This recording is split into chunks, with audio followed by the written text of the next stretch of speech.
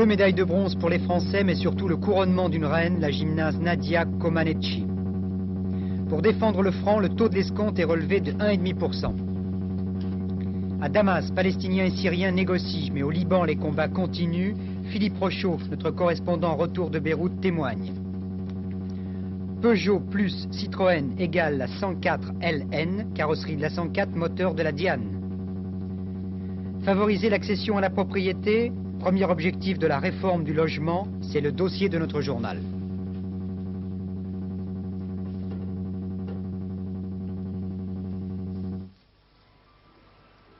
Mais tout d'abord, Nadia, la divine. Celle qui, hier soir, a ébloui des millions de téléspectateurs. Pas encore 15 ans, une perfection qui coupe le souffle.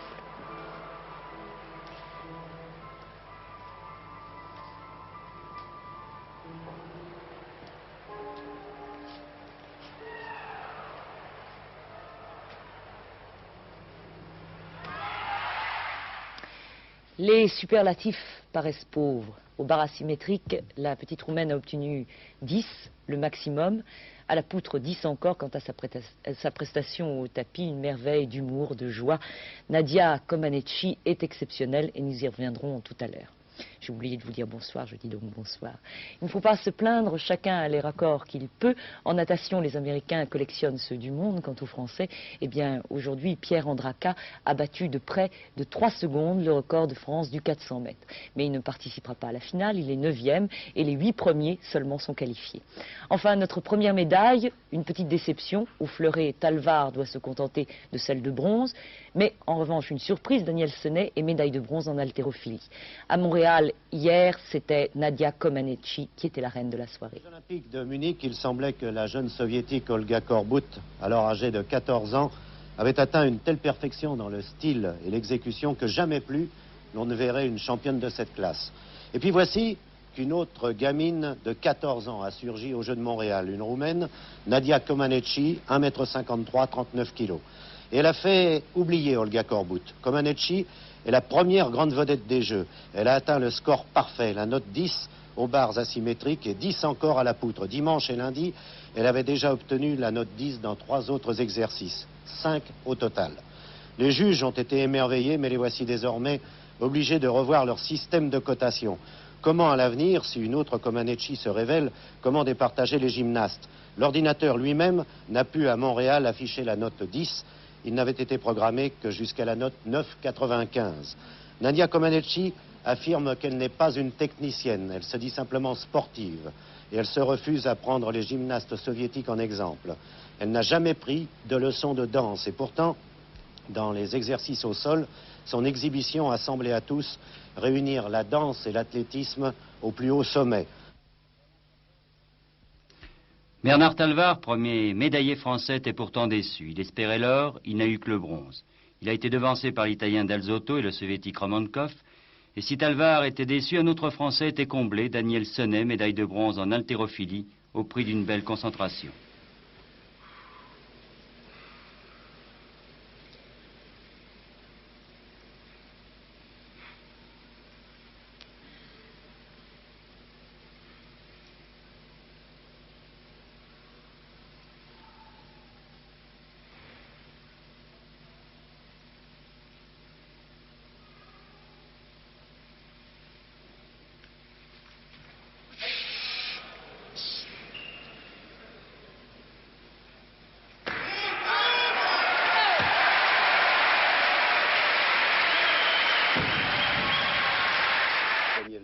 Vous êtes originaire d'Amiens, je crois, et l'inconnu de ces Jeux du côté français. Oui. Vous aviez bien préparé ces Jeux? Oui, très bien préparé ces Jeux. Oui, je m'étais entraîné très dur. J'ai manié des tonnes et des tonnes. Mais je ne m'attendais pas du tout à cette médaille, quoi. Alors ce qu'on voudrait, c'est vous connaître un petit peu, vous décontracter maintenant, parce que quand même la télévision, oui. C'est moins dur que l'haltérophilie. Votre âge, ça fait combien de temps que vous pratiquez? Ça fait exactement 7 ans que je pratique l'haltérophilie. J'ai 23 ans. Et à Amiens, tout cela? Tout ça à Amiens, oui, mon entraîneur est Rolf Mayer. Est-ce qu'avant les Jeux, vous pensiez avoir une médaille? Parce que vous étiez dans les 5e ou 6e mondiaux, je crois. Oui, c'est ça, oui, exactement 7e. Alors il y avait des Polonais difficiles à battre et vous avez réussi quand même. J'ai réussi, mais je me demande comment j'ai fait, quoi. Malgré toutes ces performances, les Jeux 1976 ne seront pas comme les autres. 34 pays africains ne participent pas aux compétitions. Seuls le Sénégal et la Côte d'Ivoire justifient le 5e anneau du drapeau olympique. 2 pays se sont solidarisés, l'Irak et la Guyane. Ce qui a motivé leur retrait, le rugby, mais le sport n'a rien à voir, ce sont des raisons politiques qu'ils ont invoquées. Ce par qui est arrivé le scandale politique des Jeux Olympiques, les voici. L'équipe de rugby néo-zélandaise, les célèbres All Blacks, qui effectue en ce moment une tournée en Afrique du Sud. Les pays africains ont exigé qu'en conséquence, la Nouvelle-Zélande soit exclue des Jeux. N'ayant pas obtenu gain de cause, tous les pays africains, sauf 2, ont quitté Montréal. Or, beaucoup de pays ont des relations sportives avec l'Afrique du Sud. En tout cas, l'action des pays africains a soulevé un tollé général. Pour beaucoup de gens, la politique a gâché le sport et c'est l'Afrique qui en est responsable. Je ne pense pas que l'Afrique éternise son image. Quant au bilan, il est peut-être trop tôt pour le faire. Pour ce qui est des réactions des autres pays, il est normal que ceux qui participent aux Jeux Olympiques désapprouvent l'acte de ceux qui ne participent pas. Nous avons décidé de boycotter les Jeux Olympiques de Montréal pour des raisons que nous avons données. Nous estimons que ces raisons sont valables. C'est tout ce que je peux.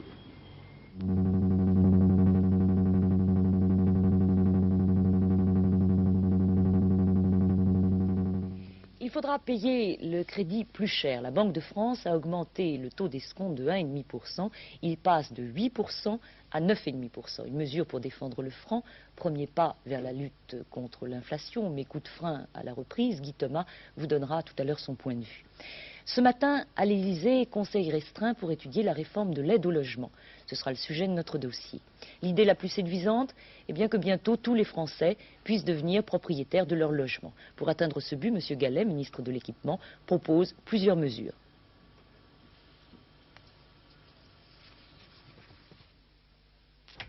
Depuis plus de 25 ans, on parle du fameux transfert de ce que l'on appelait l'aide à la pierre à l'aide à la personne. Le nouveau projet semble effectivement consacrer cette forme d'aide. Désormais, c'est avant tout la situation des personnes qui sera prise en compte. L'aide à la personne va changer beaucoup pour tous les ménages modestes qui veulent accéder à la propriété, mais elle va changer beaucoup aussi pour tous les ménages qui ont des loyers élevés, puisque pour tout le locatif, cette aide personnalisée va venir en déduction des mensualités que payent les ménages les plus modestes. C'est donc une aide qui va porter sur un nombre considérable de familles. J'estime par exemple qu'en 1980, il y aura plus de 2 400 000 ménages qui bénéficieront de l'aide personnelle au logement. Nouvelle politique du logement, nous y reviendrons longuement dans le dossier de ce journal. Mais dans l'immédiat, le gouvernement a un souci prioritaire, stopper la chute du franc. Le relèvement du taux d'escompte est la première mesure importante qui a pour but de contrecarrer cette baisse. Relever le taux d'escompte, cela aura en effet pour conséquence d'augmenter l'intérêt de l'argent. Les étrangers renonceront peut-être dans ces conditions, à se débarrasser de leurs francs. Le gouvernement a hésité pendant 15 jours avant de se décider à relever le taux d'escompte. Cette hésitation s'explique. On se trouve actuellement en effet entre 2 dangers. Laisser le franc se dévaluer d'une part, casser la reprise économique d'autre part. Le premier de ces dangers est immédiat.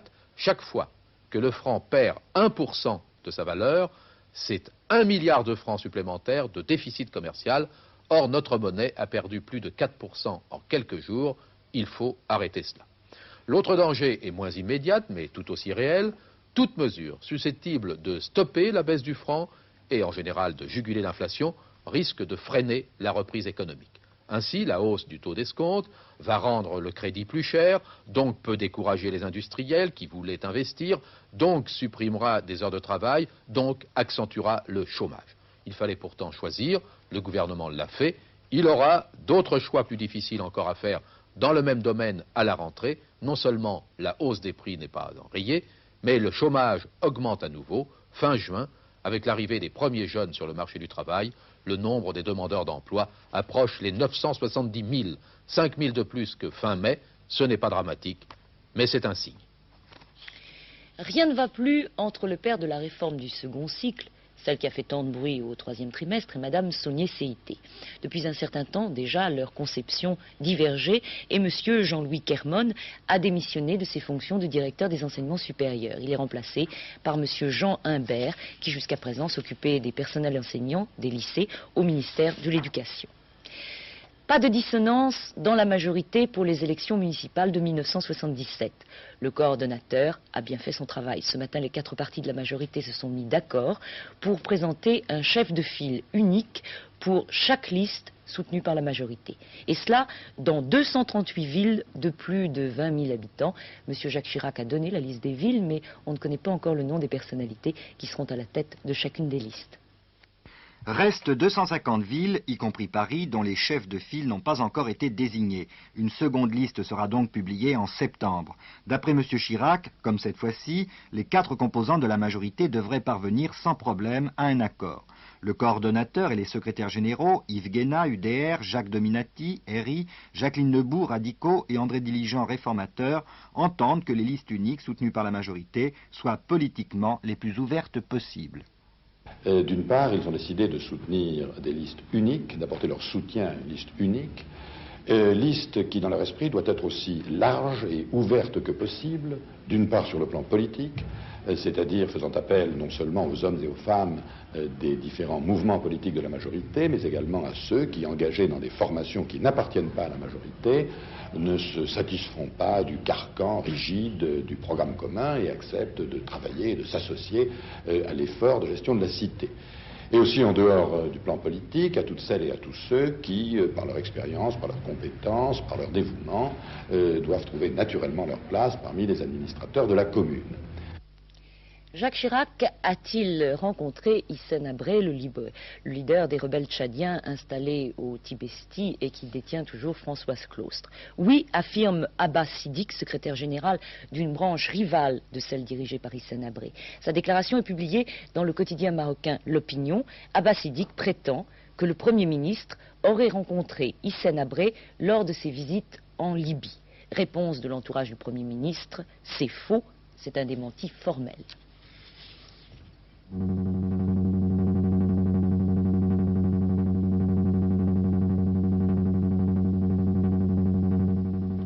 Toujours aucune nouvelle du petit Vincent Gallardo, 6 ans, enlevé hier au Pradet près de Toulon. 2 témoignages importants pour les policiers, celui des 2 sœurs du petit garçon. Elles étaient devant l'immeuble lorsqu'un homme s'est approché de l'enfant pour l'emmener dans une voiture de sport bleue.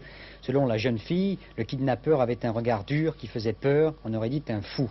Dans la famille Gallardo, une famille de 8 enfants, c'est évidemment la consternation. Nous n'avons pas d'argent, répète le père, il est maçon, il dispose de revenus très modestes. Première opération métro-police, aujourd'hui à Paris. C'est la mise en application presque immédiate des mesures décidées hier par le ministre de l'Intérieur. Dès aujourd'hui, plusieurs centaines de policiers en uniforme sont descendus dans le métro pour des contrôles et des patrouilles. Des policiers en civil surveillent, eux, dans les voitures du métro, les individus suspects. Après la décision d'expulser immédiatement les étrangers coupables d'agression, la CFDT et la CGT disent c'est inadmissible. Cela va aboutir à un développement du racisme et de la violence. Manifestation à Paris en fin d'après-midi à l'appel de la CGT et du Parti communiste français. Plusieurs milliers de personnes ont défilé de la place de la République à Richelieu-Drouot pour proclamer la souveraineté des peuples contre la conspiration de Porto Rico. Allusion directe aux récentes révélations du chancelier Schmitt, le chef du gouvernement ouest-allemand avait laissé entendre qu'un accord avait été conclu pour ne plus aider l'Italie au cas où les communistes italiens entreraient dans le gouvernement. Enfin, obsèque cet après-midi à Paris, dans le 17e arrondissement de Pierre Accard, notre camarade motard de la SFP, mort des suites d'un accident après l'arrivée à Bordeaux de l'étape du Tour de France. Les représentants de l'organisation du Tour, des chaînes de télévision, de la SFP étaient présents, ainsi que ses camarades motards de presse. Pierre Accard avait 57 ans, c'était son 25e Tour de France. Depuis 12 ans, il pilotait la moto qui permet de suivre en direct les images des derniers kilomètres de la course. Il avait dit qu'il s'arrêterait après le Tour de France cette année.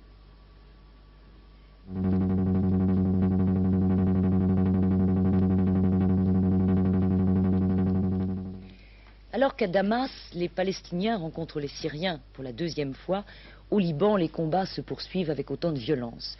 Vous entendrez dans un instant le témoignage de notre envoyé spécial Philippe Rochaud qui est rentré cet après-midi de Beyrouth et où la guerre civile poursuit son carnage. Pour la deuxième fois, la Croix-Rouge a reculé et n'a pu évacuer les blessés du camp de Tel el-Zatar. Ce matin, François Mitterrand adressait 4 télégrammes pour tenter d'obtenir une trêve qui permette cette évacuation. Il a demandé au secrétaire général de l'ONU, au président d'Internationale socialiste, au président de la Croix-Rouge et enfin au pape Paul VI d'entreprendre des démarches et d'intervenir. Vous allez le voir sur ces images ramenées par Philippe Rochaud, les bombardements sont d'une telle violence que les casques verts ne parviennent pas à prendre position entre les combattants.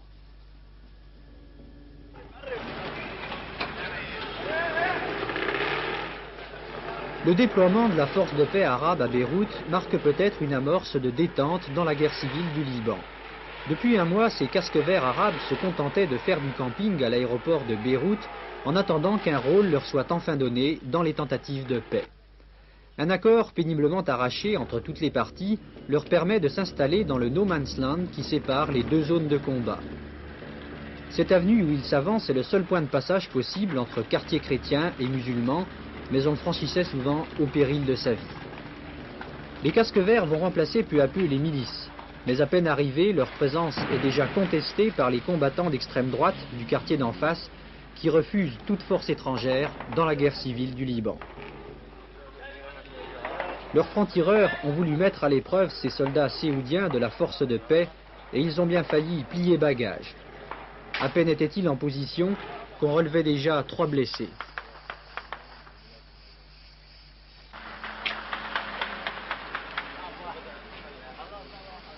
Le rôle de ces quelques 80 casques verts séoudiens sera donc de faire évacuer les milices et d'assurer le libre passage des habitants de zones chrétiennes en zones musulmanes et vice-versa.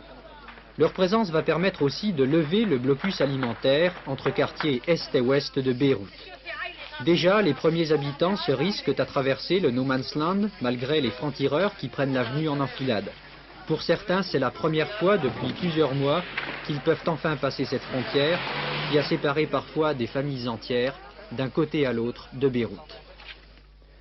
Eh bien, en quittant Beyrouth il y a 24 heures et en retraversant tout le Liban, j'ai pu voir que l'armée syrienne avait considérablement renforcé ses positions dans la montagne libanaise. On ne fait pas 500 mètres sans rencontrer un char syrien. Dans ce cas, on le voit, les casques verts ont peu de chance d'aller plus loin que le no man's land où nous venons de les voir. Sur le terrain, l'initiative reste encore à l'armée syrienne, qui attend le résultat d'une éventuelle réconciliation entre Damas et les Palestiniens pour se retirer ou au contraire pour reprendre sa marche sur Beyrouth. Aujourd'hui, les Palestiniens semblent à genoux dans la guerre civile du Liban. Une délégation s'est rendue à Damas pour essayer de recoller les morceaux, mais après le discours très anti-palestinien du chef de l'État syrien, ils ont peu d'espoir de retrouver la même liberté d'action qu'ils avaient autrefois au Liban. La Syrie est plus que jamais déterminée à faire régner sa paix. Elle ne rencontre d'ailleurs que très peu d'obstacles de la part des pays arabes qui semblent eux aussi lui donner tout leur accord et leur feu vert également pour régler à sa manière le conflit du Liban.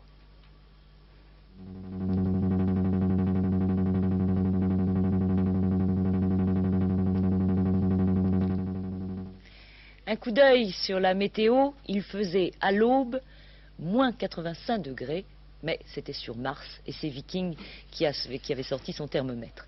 Le robot américain avait dès hier soir confirmé en envoyant la première photo couleur que le sol de Mars est bien rouge, mais en revanche, le ciel n'est pas bleu, mais rougeâtre lui aussi, en raison de particules de poussière en suspension dans l'atmosphère. Les savants sont étonnés, si Mars est moins poussiéreuse que la Lune, ils ne s'attendaient pas à voir tant de rochers. Mais laissons Mars et son engin spatial pour parler de Renault, qui prépare un nouveau bolide, une Formule 1 pour 1977. Mis à part Ferrari, Renault sera le premier constructeur de voitures de série à se lancer dans la compétition de Formule 1. Automobile toujours, le mariage Citroën-Peugeot se porte bien, ils ont fait des bénéfices pour le premier trimestre 1976 et ils viennent d'annoncer la naissance d'une voiture jeu de construction mi-Citroën, mi-Peugeot. Elle s'appellera Hélène. Sa carrosserie, celle de la coupé 104 Peugeot, vous pourrez l'acheter dès la fin de l'année. Elle coûtera 17 000 francs, c'est-à-dire 5 000 francs de moins que le coupé 104, avec bien sûr des performances différentes.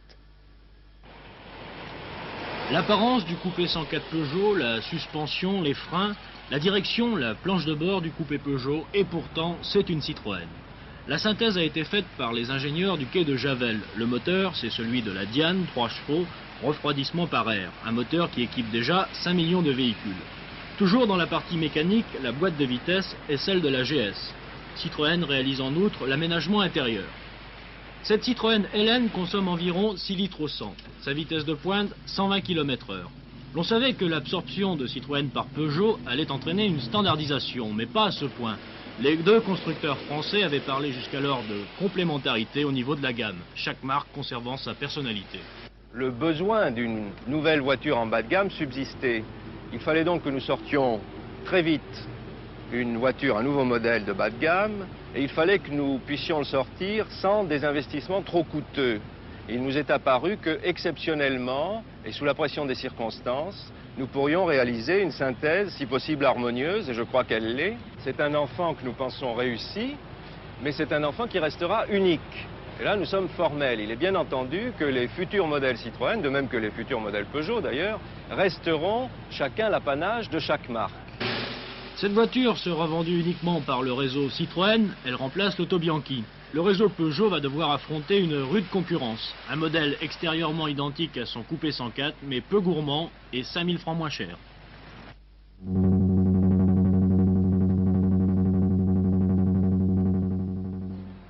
Il n'y a pas si longtemps, pour Georges Pompidou, le logement était encore la priorité des priorités. Or, aujourd'hui, la construction sociale, les HLM, en gros, sociale, faite pour assurer la justice, est aujourd'hui, dans bien des cas, source d'inégalités. Et nous avons été les premiers à dire qu'aujourd'hui, la construction sociale n'est plus sociale. C'est-à-dire qu'elle est trop chère, et c'est-à-dire qu'elle condamne les ménages de conditions modestes à être logés à l'extérieur, dans un habitat de ségrégation, mal situé, au loin du centre des villes. On a créé un système dans lequel certaines catégories de logements, qui sont généralement les moins bonnes, sont strictement réservées aux gens dont les revenus sont les moins élevés. C'est de cela qu'il faut sortir. C'est une des raisons pour lesquelles nous disons en effet il faut ne plus construire des HLM, des PSR, des PLR, des ILM, mais un habitat de qualité pour tout le monde. Accusé numéro 1, le régime d'aide à la construction. Jusqu'à ce jour, le régime en vigueur était celui de l'aide à la pierre. Couvrant 9 catégories de logements, cette aide à la pierre revient à assister financièrement les organismes constructeurs afin que ceux-ci puissent offrir des logements bon marché à de futurs occupants, en principe peu fortunés. C'est l'une des règles du logement social. Or, ce système, s'il aide bien les constructeurs, n'aide pas toujours, tant s'en faut, les locataires ou futurs propriétaires. Le souci de se garantir des mauvais payeurs conduit trop souvent les constructeurs ou les gestionnaires de ces logements à éliminer les candidats les plus démunis pour ne conserver que ceux dont les revenus dépassent les plafonds prévus par la réglementation. Ainsi, parmi les ménages vivant dans les HLM en 1973, 48% disposaient de revenus supérieurs à 30 000 francs, alors que cette proportion n'était que de 41% pour l'ensemble des Français. La réforme s'est voulue essentiellement sociale. Elle veut mettre fin à des situations que nous jugeons insupportables. Je pense à ces ménages qui frappent à la porte des HLM eux-mêmes sans pouvoir y entrer parce qu'ils ne gagnent que 1500 francs par mois. Ce n'est pas normal. La réforme va permettre à ces ménages-là, je le répète, gagnant environ 1500 francs par mois, le salaire minimum, d'acquitter des loyers pour un logement confortable dans un immeuble neuf. Cela grâce à l'aide personnelle qui tient étroitement compte des revenus, qui essaye encore une fois d'aller dans le sens d'une grande justice appliquée à chacun pour atteindre ses objectifs. Je sais que vous attachez beaucoup d'importance à l'accession à la propriété. Comment est-elle prévue dans le cadre de cette réforme? Là aussi, nous apportons à ces ménages qui, gagnant 2500 francs, 3000 francs par mois, étaient tout près de pouvoir accéder et puis se rendaient compte au dernier moment que l'effort était insupportable. Eh bien, grâce à l'aide personnelle que nous leur offrons, ces ménages, enfin, vont pouvoir réaliser leurs rêves. Ils le feront avec un effort normal, mais sans risque.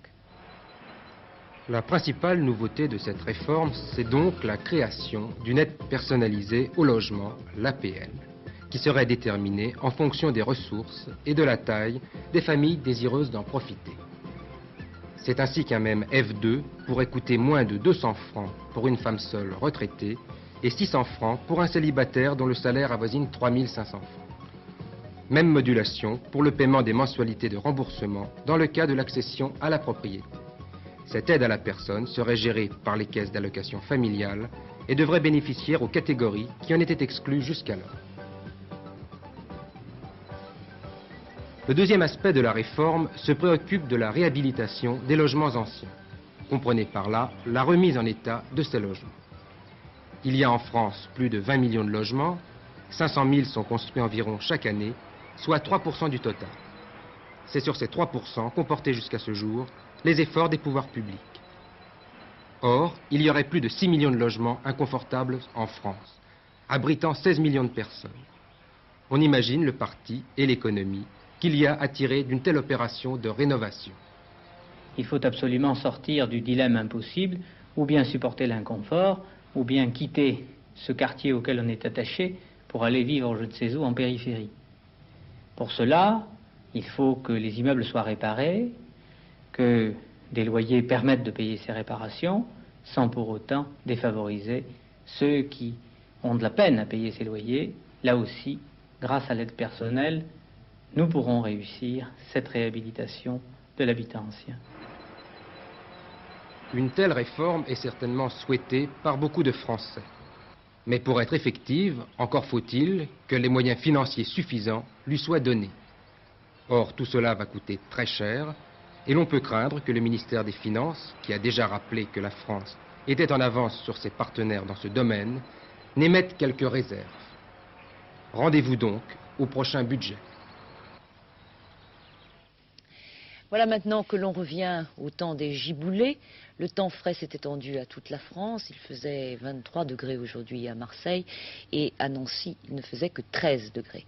Demain, des régions de l'Est aux Alpes et à la Corse, il fera toujours frais avec des averses orageuses. Ailleurs, des éclaircies, un temps plus chaud, particulièrement le long de l'Atlantique, ainsi que du Roussillon aux Bouches-du-Rhône. Les vents resteront forts en Méditerranée. Avec toute la rédaction d'Antenne 2, je vous souhaite une bonne soirée et je vous retrouve demain, bonsoir, avant de refermer ce journal. Parmi tous les titres que nous avons développés, ceux qu'il vous faut retenir. Aux Jeux Olympiques, couronnement d'une reine, la gymnaste Nadia Comaneci, les Français plus modestes obtiennent 2 médailles de bronze. Pour défendre le franc, la Banque de France relève le taux de l'escompte de 1,5%. Peugeot et Citroën créent la 104 LN, carrosserie de la 104, moteur de la Diane.